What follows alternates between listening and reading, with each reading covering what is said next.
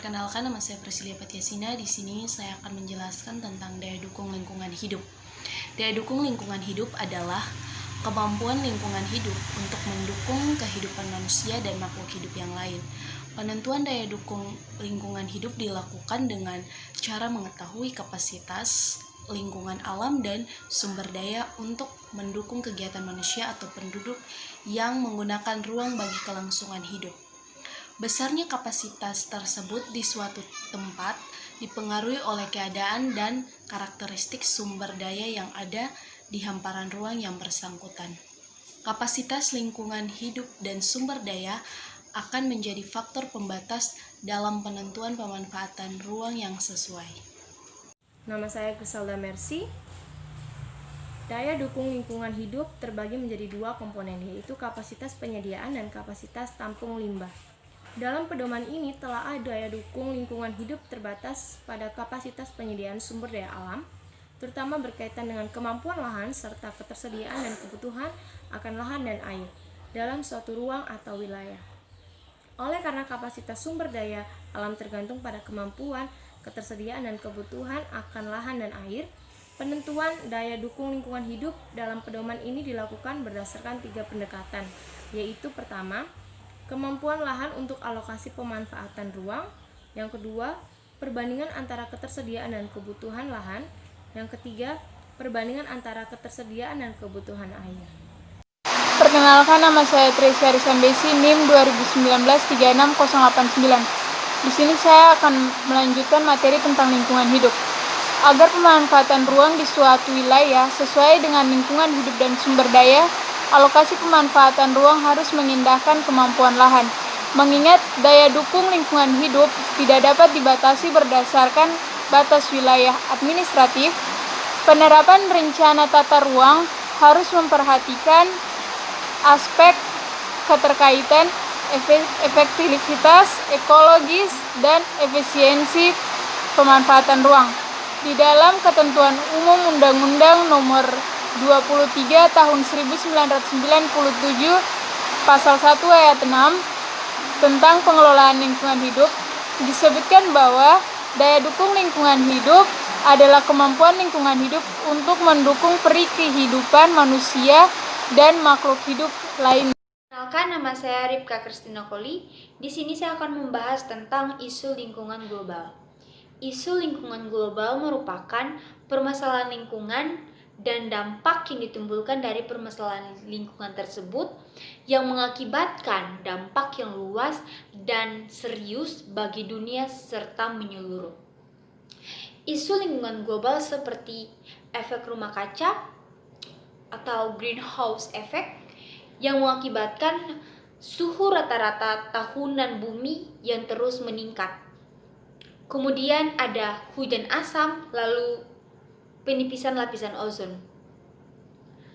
Dengan telah banyak beredarnya isu lingkungan global yang meresahkan masyarakat, mari kita mulai cintai lingkungan dari diri kita sendiri.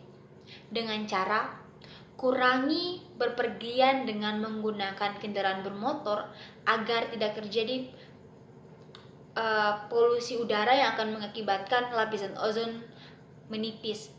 Kemudian tidak membakar sampah-sampah di lingkungan, lalu kita melakukan reboisasi agar lingkungan kita menjadi lingkungan yang banyak menghasilkan oksigen daripada karbon dioksida. Terima kasih.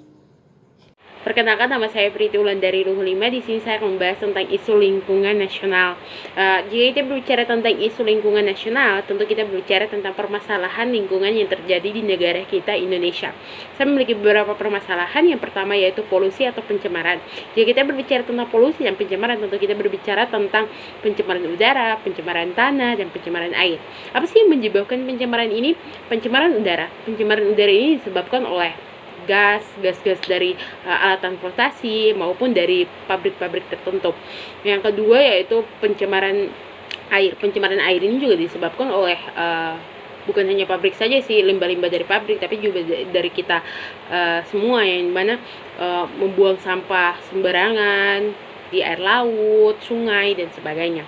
Yang ketiga yaitu pencemaran tanah. Pencemaran tanah ini biasa disebabkan oleh hujan asam, terus zat-zat kimia dari pembuangan pabrik juga atau kita sendiri yang dimana merusak unsur hara. Yang kedua yaitu perubahan iklim. Perubahan iklim atau pemanasan global ini disebabkan oleh salah satu penyebabnya yaitu efek rumah kaca. Nah, dari perubahan iklim ini menyebabkan perubahan suhu yang sangat ekstrim. Hal ini menjadi permasalahan untuk para petani yang dimana perubahan ekstrim dari suhu ini, iklim ini merusak tanaman mereka.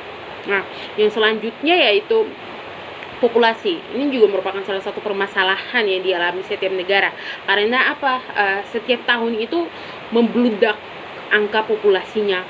Dan semakin banyak populasi, semakin pula dibutuhkannya sumber daya alam yang lebih. Karena semakin banyak orang, ya semakin banyak yang membutuhkan sumber makanan, air dan sebagainya. Dan ini menjadi permasalahan yang sangat serius. Yang selanjutnya yaitu limbah. Limbah ini berkaitan dengan tadi sih yang sudah saya jelaskan tentang pencemaran. Yang selanjutnya yaitu kepunahan keanekaragaman hayati. Nah, kepunahan keanekaragaman hayati ini disebabkan oleh manusia yang tidak bertanggung jawab maupun pemburu liar yang dimana berburu mungkin untuk makanan, untuk kebutuhan makan, atau mungkin untuk tas, yang dimana kita tahu bahwa banyak hewan-hewan liar sana dilindungi dikarenakan hal-hal tersebut, pemburuan terhadap hewan-hewan langka dan hanya digunakan hanya untuk membuat tas, membuat sepatu dan lain-lainnya. Ini merupakan salah satu permasalahan yang sangat penting juga. Itu saja dari saya. Terima kasih. Next, deforestasi atau pengundulan hutan. Persoalan lingkungan tak kalah penting adalah deforestasi. Pembukaan hutan untuk pengembangan sektor perkebunan terutama sawit menyebabkan pelepasan karbon ke bumi sehingga meningkatkan perubahan suhu bumi. Kemudian fenomena pengasaman laut. Ini adalah dampak langsung dari produksi berlebihnya gas karbon dioksida atau CO2. 25% gas karbon dioksida atau CO2 yang dihasilkan oleh manusia. Keasaman laut ini telah meningkat dalam 250 tahun terakhir. Dan dampak utamanya adalah kepunahan ikan dan plankton sumber makanan ikan. Kemudian penipisan lapisan ozon. Lapisan ozon adalah lapisan pelindung yang tak terlihat menutupi planet bumi, melindungi kita dari radiasi sinar matahari yang berbahaya. Penipisan lapisan ozon ini disebabkan oleh polusi yang disebabkan oleh gas klorin dan bromida yang ditemukan di klorofluorokarbon. Lapisan ozon ini penting bagi manusia karena mencegah radiasi ultraviolet atau sinar UV yang berbahaya jika mencapai bumi. Kemudian hujan asam. Hujan asam terjadi karena terbentuknya atau adanya polutan tertentu di atmosfer. Hujan asam ini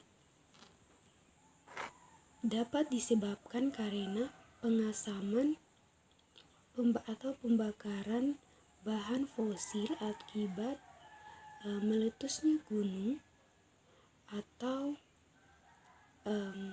membusuknya vegetasi yang melepaskan sulfur klorida atau sulfur oksida dan nitrogen oksida ke atmosfer. Rekayasa genetik. Produksi makanan, peternakan, pertanian saat ini banyak dihasilkan oleh tenaga rekayasa genetik atau memodifikasi genetik. Nama saya Tirsa Patiasina, saya akan menjelaskan tentang isu lingkungan lokal. Isu lingkungan lokal adalah kondisi di mana alam sekitar kita tidak berfungsi sebagaimana mestinya, dan salah satu faktor yang mempengaruhi adalah faktor manusia. Contoh kecil masalah lingkungan lokal yang sering kita jumpai adalah masalah limbah rumah tangga yang belum maksimal. Selain itu, ada masalah yang telah santer belakangan ini terjadi seperti 1. Banjir. Banjir merupakan fenomena alam ketika air hujan tidak dapat terserap ke dalam tanah dengan baik dan sungai tidak dapat menampung limpahan air hujan. Dampaknya adalah seperti gangguan kesehatan, penyakit kulit, aktivitas manusia terhambat. Yang kedua, longsor. Longsor adalah terkikisnya tanah yang tidak lagi mampu menahan air hujan. Dampaknya adalah terjadi kerusakan tempat tinggal, sawah, ladang, dan mengganggu perekonomian. Ketiga, kekeringan. Kekeringan itu merupakan kekurangan air, dan dampaknya itu menyebabkan gangguan kesehatan dan keterancaman pangan. Yang keempat, erosi. Erosi pantai. Terkikisnya lahan daratan pantai akibat gelombang air laut, dan dampaknya adalah hilangnya potensi ekonomi seperti kegiatan pariwisata. Oke, perkenalkan, nama saya Wasunaria Samaga. Saya berasal dari kelas B. Di sini saya akan menjelaskan tentang isu lingkungan global. Masalah bisa saja terjadi pada manusia ataupun lingkungan. Yang lebih parah apabila terjadi pada lingkungan, akan menyebabkan dampak yang tidak baik juga pada manusia. 1. Isu lingkungan global. Sebelumnya, orang menduga masalah lingkungan global lebih banyak dipengaruhi faktor alam seperti iklim yang mencakup temperatur, curah hujan, kelembapan, dan lain-lain. Tapi, orang mulai menyadari bahwa aktivitas manusia pun mempengaruhi iklim dan lingkungan secara signifikan. Contoh, penebangan hutan mempengaruhi perubahan suhu dan curah hujan secara lokal. Ketika area hutan yang hilang semakin luas, maka akibat yang ditimbulkan bukan lagi lokal, tapi sudah berskala regional. Terima kasih. Isu lingkungan lokal. Sebagaimana yang telah diketahui bersama bahwa lapisan ozon mulai menipis dari hari ke hari, dan sangat disayangkan apabila lapisan ini mulai menghilang di muka bumi. Karena tanpa lapisan ini, banyak hal negatif yang akan berdampak pada makhluk hidup di bumi. Contoh dampak isu lingkungan lokal seperti kekeringan, longsor, banjir, erupsi, dan intrusi air laut. Semua itu terjadi karena ulah kita sebagai manusia itu sendiri. Contohnya pada dampak isu lingkungan lokal dan isu lingkungan global.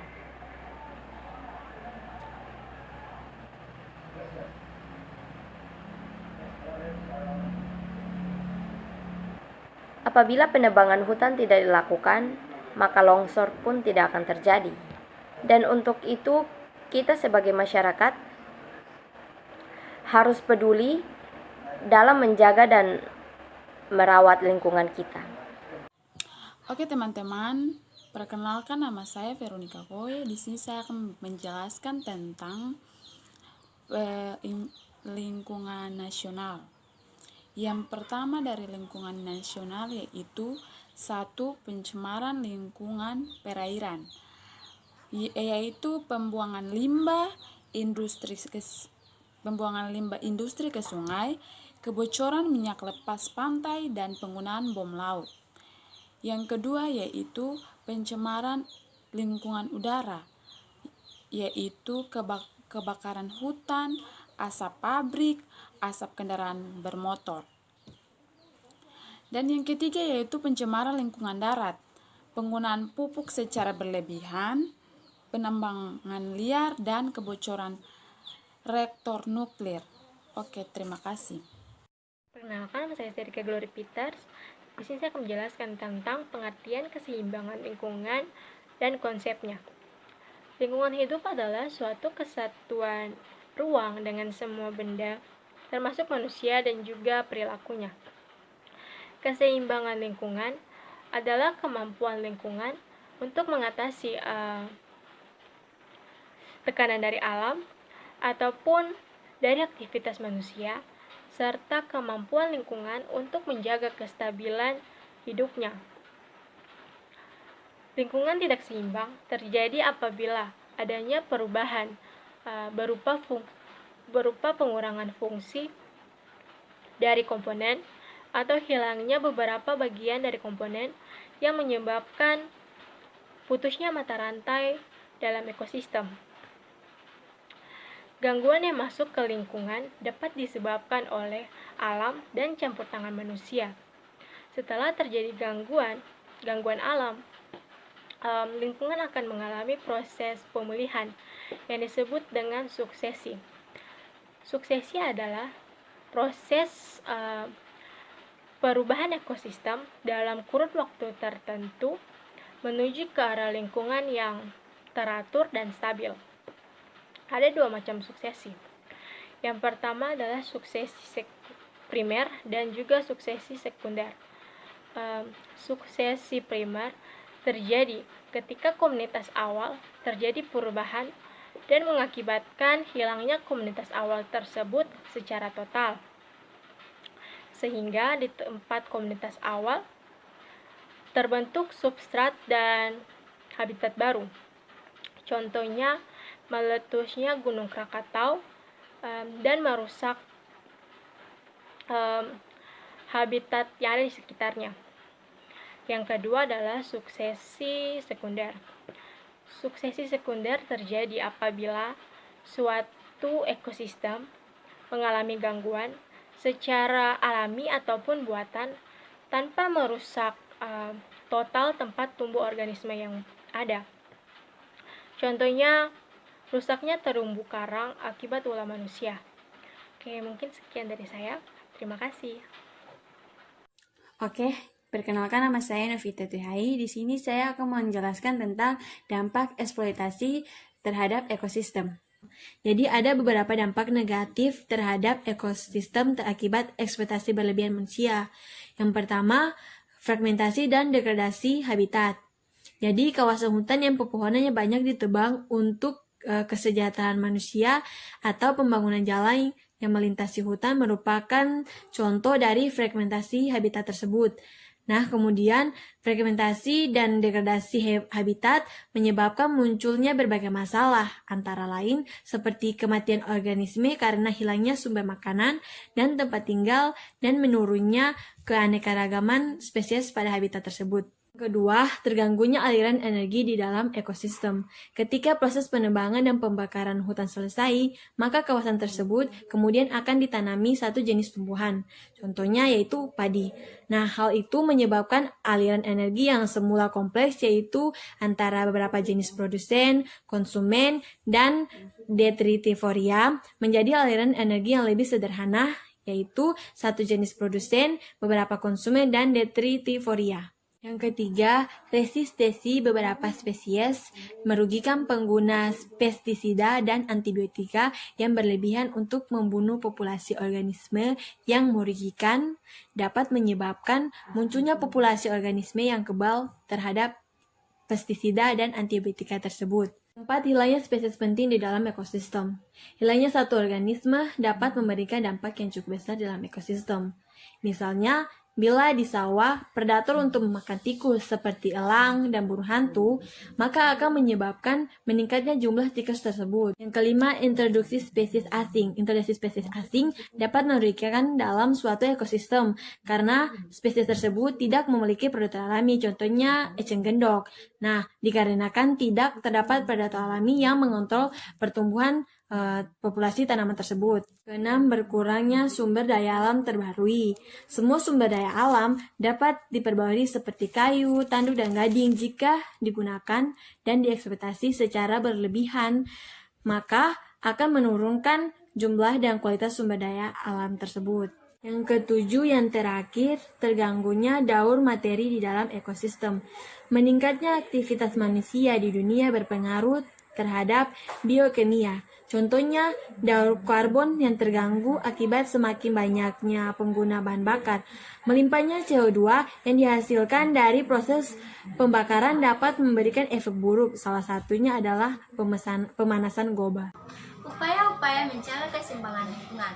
Baik, kita mulai dari lingkungan keluarga. Yang pertama adalah kita dapat mengurangi penggunaan bahan-bahan kimia pencemaran lingkungan, baik itu berupa deterjen maupun plastik. Sebagai contoh pengurangan plastik, kita dapat berbelanja menggunakan tas atau kantong milik kita sendiri yang kita bawa dari rumah masing-masing. Dan yang kedua, mengurangi produk sampah rumah tangga. Yang ketiga, memilah sampah. Yang keempat, hemat penggunaan air. Yang kelima, hemat penggunaan listrik. Yang keenam, menghindari pemborosan bahan bakar. Nah, selanjutnya, menjaga keseimbangan di lingkungan masyarakat. Yang pertama yang harus kita lakukan adalah melakukan reboisasi. Menanam pohon di hutan dan di sekitar bantaran sungai agar terhindar dari bencana alam, yaitu longsor. Yang kedua, melindungi satwa-satwa langka. Yang ketiga, bijak dalam bercocok tanam. Yang keempat, mengonsumsi hasil pertanian dan peternakan dalam negeri.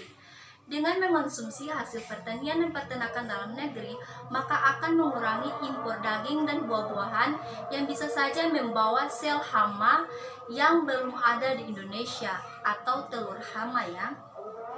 Yang kelima atau yang terakhir, melakukan analisis mengenai dampak lingkungan atau yang biasa kita singkat AMDAL, yakni memperhatikan konsekuensi kemungkinan kerusakan lingkungan. Kerusakan dan pencemaran lingkungan yang berupa isu global, berupa kerusakan tanah, kerusakan hutan, pencemaran air, baik di laut maupun di daratan. Jika kondisi tersebut tetap terjadi, maka dapat kita bayangkan apa yang akan terjadi di 20 tahun atau 50 tahun yang akan datang. Ada beberapa cara yang dapat membuktikan sikap peduli kita terhadap lingkungan. Yang pertama adalah kita harus menjaga ekosistem, kemudian kita harus menjaga kebersihan di sekitar lingkungan, melakukan penghijauan bagi hutan yang gundul. Jika kedapatan ada orang-orang yang ingin merusak lingkungan, kita dapat memberi nasihat kepada mereka dan membuktikan kepada mereka betapa pentingnya untuk menjaga kelestarian lingkungan. Terima kasih. Ya, nama saya Enrique Arthur Epasa dan di sini saya akan membahas tentang mahasiswa mampu membentuk sikap peduli terhadap lingkungan. Pencemaran dan kerusakan juga disebabkan oleh penggunaan teknologi yang tidak ramah lingkungan. Misalnya pencemaran udara oleh limbah pabrik, asap kendaraan dan pembakaran sampah. Kondisi tersebut berakibat buruk bagi ekosistem sehingga tindakan-tindakan yang dapat merusak lingkungan harus dihentikan. Salah satu cara untuk mengatasi masalah-masalah tersebut adalah dengan menanamkan sikap peduli lingkungan dan dapat diartikan sebagai upaya-upaya untuk melestarikan, mencegah, dan memperbaiki lingkungan alam. Misalnya saja, disiplin menjaga kebersihan dan tidak membuang sampah sembarangan, mengurangi penggunaan bahan-bahan kimia, juga plastik, dan bijaksana dalam menggunakan sumber daya alam. Itu saja dari saya, sekian dan terima kasih.